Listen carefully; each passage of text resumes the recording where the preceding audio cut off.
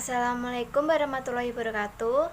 Di sini kami dari kelompok 4 akan mempresentasikan mengenai makalah dengan judul Landasan Teori Falsafah dalam Teknologi Pendidikan. Yang pertama adalah pengertian filsafat. Kata filsafat berasal dari bahasa Yunani yaitu philosophia, yang artinya mencintai kebijaksanaan. Sedangkan dalam bahasa Inggris, filsafat disebut dengan istilah filosofi, dan dalam bahasa Arab disebut dengan istilah falsafah, yang biasa diterjemahkan dengan cinta kearifan. Sejarah filsafat. Filsafat ilmu berasal dari zaman Yunani kuno, di mana filsafat ilmu lahir karena munculnya sebuah pengetahuan dari barat. Akan tetapi, pada perkembangannya ternyata ilmu pengetahuan di abad ke-17 mengalami perpecahan, di mana ilmu dan filsafat berdiri sendiri. Selanjutnya adalah macam-macam filsafat.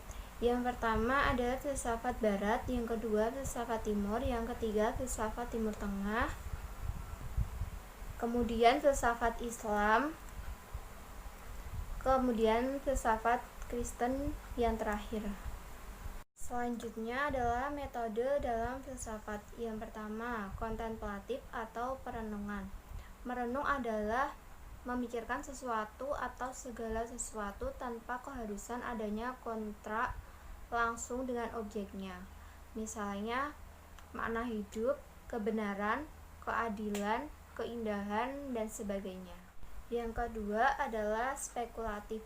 Spekulatif sendiri merupakan bagian dari merenung, karena melalui perenungan dengan pikiran yang kritis, pikiran umum cenderung menganalisis, menghubungkan antara masalah berulang-ulang sampai pada tujuan. Yang ketiga adalah deduktif. Filsafat menggunakan metode deduktif karena filsafat berusaha mencari kebenaran yang hakiki. Sebenarnya filsafat menggunakan semua metode agar saling komplementasi selain melengkapi. Cabang-cabang filsafat. Berdasarkan pendapat dari beberapa ahli filsafat, maka cabang-cabangnya adalah sebagai berikut. Yang pertama adalah filsafat epistemologi, yang kedua adalah filsafat etika, yang ketiga adalah filsafat logika, yang keempat filsafat metodologi, yang kelima filsafat biologi, yang keenam filsafat psikologi, yang ketujuh adalah filsafat antropologi, yang kedelapan adalah filsafat sosiologi, yang kesembilan adalah filsafat estetika, yang ke-10 adalah filsafat metafisika, yang ke-11 adalah filsafat politik, yang ke-12 adalah filsafat agama, yang ke-13 adalah filsafat ilmu, kemudian filsafat pendidikan, kemudian filsafat hukum, filsafat sejarah, filsafat matematika, itu yang terakhir. Poin selanjutnya adalah pengertian teknologi pendidikan. Pada tahun 1972, definisi teknologi pendidikan sebagai bidang garapan yang terlihat dalam penyiapan fasilitas belajar melalui penelusuran, pengembangan, organisasi, dan pemanfaatan sistematis seluruh sumber-sumber belajar dan melalui pengelolaan seluruh proses. Selanjutnya, pada tahun 1977, definisi tersebut berkembang menjadi suatu proses yang kompleks dan terpadu yang melibatkan orang, prosedur, ide, peralatan, dan organisasi untuk menganalisis masalah dan mencari jalan pemecahan yang menyangkut semua aspek belajar manusia. Definisi selanjutnya adalah AEDG atau Asosiasi Teknologi dan Komunikasi Pendidikan meluncurkan definisi pada tahun 1994 yang berbunyi, teknologi pendidikan merupakan teori dan terapan atas rancangan, pengembangan, pemanfaatan, pengelolaan, serta evaluasi proses sumber-sumber belajar. Selanjutnya, pada tahun 1994 sampai 2004 berubah menjadi sebuah studi untuk memfasilitasi berlangsungnya proses belajar dan memperbaiki kinerja. Definisi teknologi pendidikan kemudian dipetakan dalam kawasan teknologi pembelajaran. Yang pertama, perencanaan, yaitu meliputi desain sistem pembelajaran, desain pesan, strategi pembelajaran, dan karakteristik pembelajaran. Yang kedua, pengembangan, meliputi teknologi cetak, pengembangan audiovisual, pengembangan berbasis komputer terpadu. Yang ketiga, pemanfaatan, yaitu pemanfaatan media, difusi inovatif, implementasi, dan kebijakan regulasi. Selanjutnya pengelolaan, yaitu meliputi manajemen proyek, sumber, sistem penyampaian informasi. Selanjutnya yaitu penilaian, yang meliputi analisis masalah, pengukuran acuan patokan, evaluasi formatif, dan evaluasi sumatif. Teknologi pendidikan sebagai suatu teknologi yang telah memenuhi persyaratan diantaranya bersifat ilmiah, terbuka, inovatif, dan sistematik.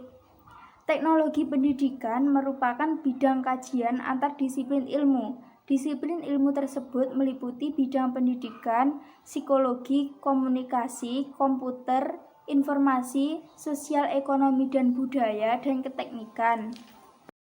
Poin selanjutnya yaitu landasan filosofis teknologi pendidikan. Berdasarkan tinjauan filsafat ilmu, setiap pengetahuan memiliki 3 komponen yang merupakan tiang penyangga tubuh pengetahuan yang didukungnya, termasuk teknologi pendidikan sebagai disiplin ilmu. 3 komponen tersebut yaitu yang pertama ontologi atau apa. Di dalam ontologi ini muncul pertanyaan yaitu jika teknologi sebagai ilmu, maka bidang kajiannya itu apa? Di bawah ini adalah 4 revolusi yang terjadi di dunia pendidikan karena adanya masalah yang tidak teratasi dengan cara yang ada sebelumnya. Tetapi di lain pihak juga menimbulkan masalah baru. Masalah-masalah itu dibatasi pada masalah utama yaitu belajar. Revolusi pertama. Revolusi pertama ini ditimbulkan karena orang tua atau keluarga tidak mampu membelajarkan anak-anaknya sendiri. Revolusi kedua.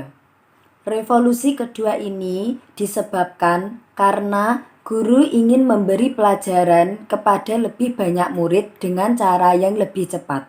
Revolusi ketiga.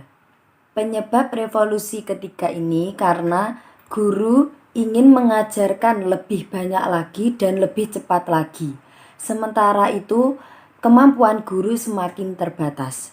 Sehingga diperlukan penggunaan pengetahuan yang telah diramukan oleh orang lain. Revolusi keempat. Penyebab revolusi ini karena guru menyadari bahwa tidaklah mungkin bagi guru untuk mengajarkan semua ajaran yang diperlukan. Dan karena itu yang lebih penting adalah mengajarkan kepada anak didik tentang bagaimana belajar. Ajaran selanjutnya akan diperoleh si pembelajar sepanjang usia hidupnya dengan melalui berbagai sumber dan saluran.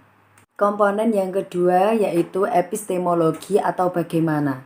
Di dalam epistemologi muncul pertanyaan yaitu bagaimana mendapatkan pengetahuan teknologi pendidikan. Menurut Abdul Ghafur adalah dengan cara yang pertama, menelaah secara simultan keseluruhan masalah-masalah belajar. Yang kedua, pengintegrasian secara sistematik kegiatan pengembangan, produksi, pemanfaatan, pengelolaan, dan evaluasi. Yang ketiga, mengupayakan sinergisme atau interaksi terhadap seluruh proses pengembangan dan pemanfaatan sumber belajar. Komponen yang ketiga yaitu aksiologi. Di dalam aksiologi menelaah tentang nilai guna, baik secara umum maupun khusus, baik secara kasat mata maupun abstrak. Menurut Wijaya Kusuma, dalam kajian aksiologi yaitu nilai apa atau manfaat pengkajian teknologi pendidikan bisa diaplikasikan dalam beberapa hal, diantaranya pertama, peningkatan mutu pendidikan, yang kedua, penyempurnaan sistem pendidikan, Ketiga, meluas dan meratnya kesempatan serta akses pendidikan. Yang keempat, penyesuaian dengan kondisi pembelajaran. Yang kelima, penyelarasan dengan perkembangan lingkungan. Dan yang terakhir adalah peningkatan partisipasi masyarakat. Sekian presentasi dari kelompok kami, kurang lebihnya mohon maaf. Wassalamualaikum warahmatullahi wabarakatuh.